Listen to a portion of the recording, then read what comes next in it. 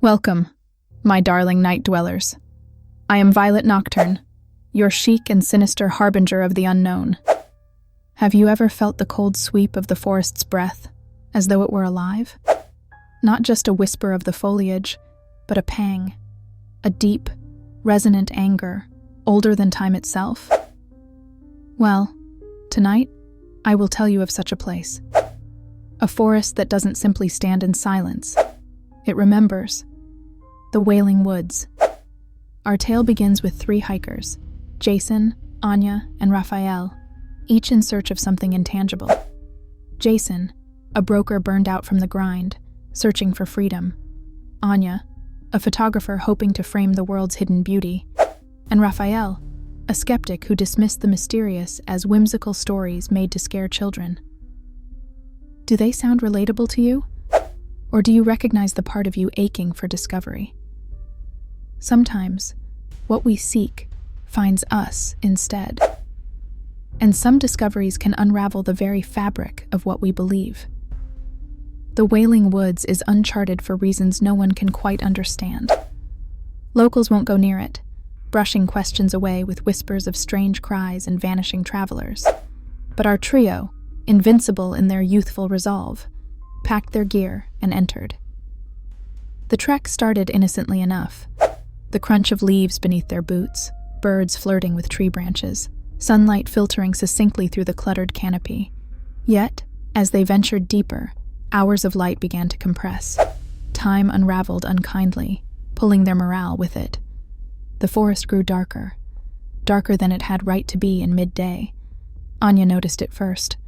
Carvings etched onto trees, spirals, runes, symbols, faintly bleeding with sap as though freshly drawn. Raphael dismissed her unease, but Jason paused. He noticed something Anya had not. The arrangement of the symbols seemed to shift whenever he turned and looked behind them.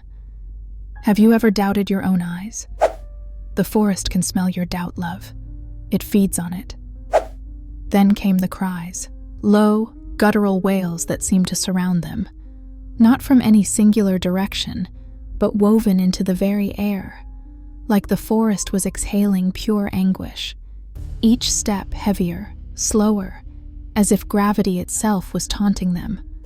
Anya's camera, her prized possession, began erratically snapping pictures unbidden by her touch.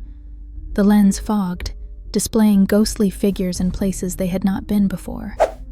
Her final picture showed three blurry shapes, not humans, standing where they had just huddled minutes ago.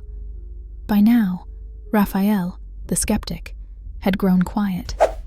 He whispered nervously, saying he could see shadows tracing their path, shadows that didn't belong to any of them. Jason's compass spun furiously, mocking their attempts to find any coherent direction.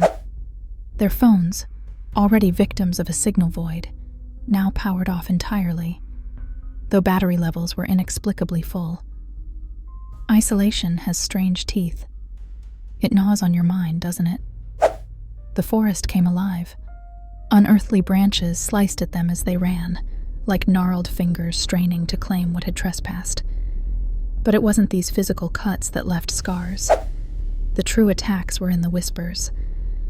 All three of them began hearing voices. Voices distinct and intimate. A father lost to illness, an unrequited love, a friend betrayed. Regrets personified, crawling into their ears and burrowing until these memories didn't feel like memories anymore. They felt present, immediate, undeniable. Anya sobbed uncontrollably, screaming that she could see her sister, long past, smiling at her through the trees. And then, the clearing. Pale moonlight illuminated an altar formed by natural stone, ringed by towering roots clawing toward the sky. Lying there was a journal, aged and crumbling with time, but faintly glowing. Jason, desperate for an answer, opened it while the others screamed at him to stop. Inside, entries dated centuries ago, but recounting their exact presence. Their steps, their thoughts, their fears. Everything up to that very moment, written before it had even occurred. It was all there. Beware the forest, the final chilling line read. It takes not only one's soul, but one's story. Here's where the tale twists, my darlings. For you see, the story didn't end there. The journal had one unintended effect. It allowed whoever read it to comprehend their fate. Jason, now aware of what lay ahead, turned to see Anya and Raphael strangely still. The clarity hit him like a thunderbolt. They weren't moving. No, they weren't alive. Not anymore. He had been trekking with phantoms birthed by the woods themselves. A cruel trick played on a man grasping for freedom. It delivered bonds far worse than the chains he sought to escape. He heard his own voice whisper behind him, though his lips did not move. Isn't it glorious? The forest doesn't kill in the way we understand. It absorbs. And now, Jason belongs to the woods, forever walking paths that endlessly loop, his story forever inscribed into the haunting journal that lies on the altar for the next foolish wanderer to stumble upon.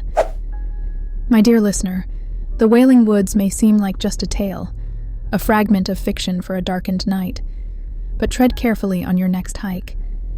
And should you hear whispers that seem to know your secrets, turn back immediately. For the forest may not have any use for your body, but oh, how it craves your story. And remember, darlings, in places where history refuses to die, neither do its shadows. Sweet dreams, or should I say, sleepless nights. Until next we meet, I am Violet Nocturne, narrator of your most intimate fears.